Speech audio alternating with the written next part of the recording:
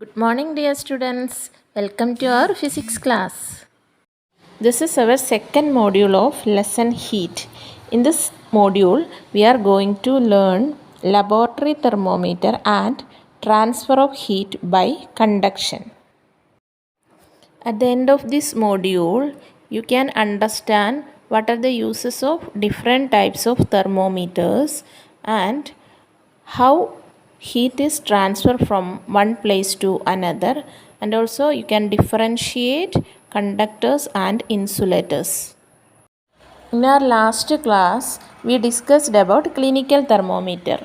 We know that we can use clinical thermometer for measuring human body temperature only. So, how do we measure the temperature of other object? For this purpose, there are other thermometers. One such thermometer is known as the laboratory thermometer. The range of a laboratory thermometer is generally from minus 10 degrees Celsius to 110 degrees Celsius because some chemical reactions produce low temperature and some of them are producing high temperature. So the range of laboratory thermometer is minus 10 to 110 degrees Celsius. We already discussed the precautions to be taken while using a clinical thermometer. The same precautions should be taken while using a laboratory thermometer. Also, the additional precautions to be taken while reading a laboratory thermometer is it should be kept upright, not tilted. Bulb should be surrounded from all sides by the substance of which the temperature is to be measured. The bulb should not touch the surface of the container. Students, you know that nowadays we are using digital thermometer for measuring our body temperature. There is a lot of concern over the use of mercury in thermometers because mercury is a toxic substance and is very difficult to dispose of if a thermometer breaks.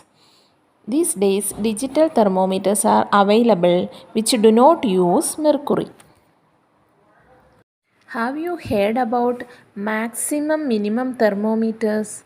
What are the uses of this type of thermometer?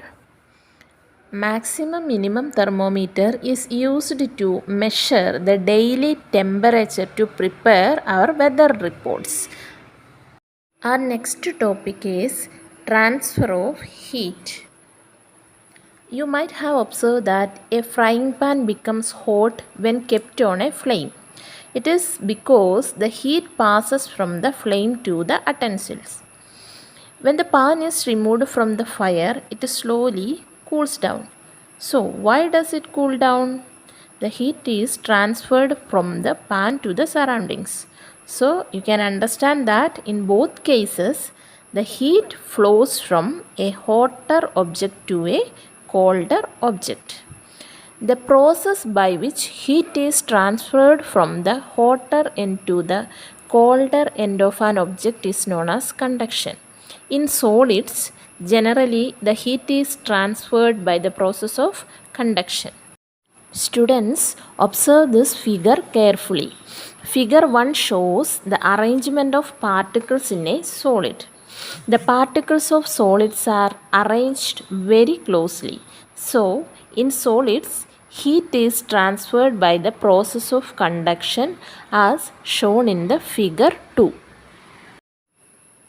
Observe this figure. You will get a clear idea about conduction. When we place an iron rod on a candle flame, the heat is transferred from end nearest to the flame to the other end as shown in the figure.